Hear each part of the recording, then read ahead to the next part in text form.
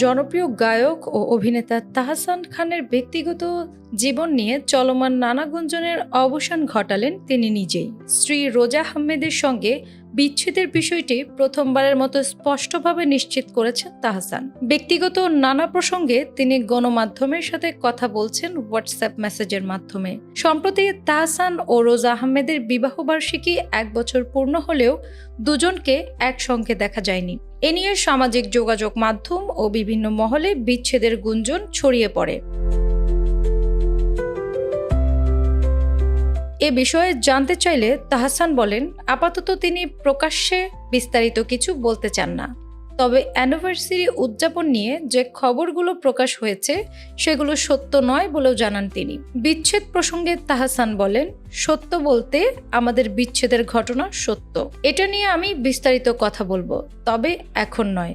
কবে এবং কেন এমন সিদ্ধান্ত, এ প্রশ্নে তিনি জানান, বিষয়টি অনেক বড় এবং সবকিছু চূড়ান্ত হলেই তিনি বিস্তারিত জানাবেন।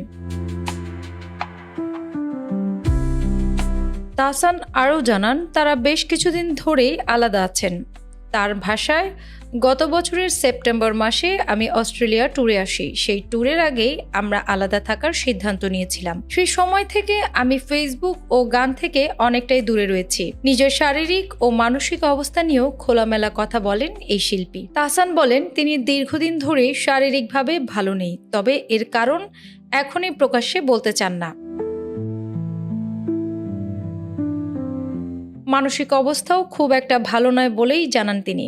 সে কারণে ফোনে কথা না বলে হোয়াটসঅ্যাপে প্রশ্নের উত্তর দিতে স্বাচ্ছন্দ্য বোধ করেছেন। বর্তমান সময় কিভাবে কাটছে এমন প্রশ্নে তাহসান বলেন, তিনি একা একা ভ্রমণ করছেন। তার কথায়, ঘুরছি আর বই পড়েই সময় চলে যাচ্ছে। এ সময়ে বই আমার সবচেয়ে বড় সঙ্গী। শেষে তিনি সবার কাছে দোয়া চেয়ে বলেন, দোয়া করবেন যেন আমি এই কঠিন সময়টা দ্রুত পার করতে পারি।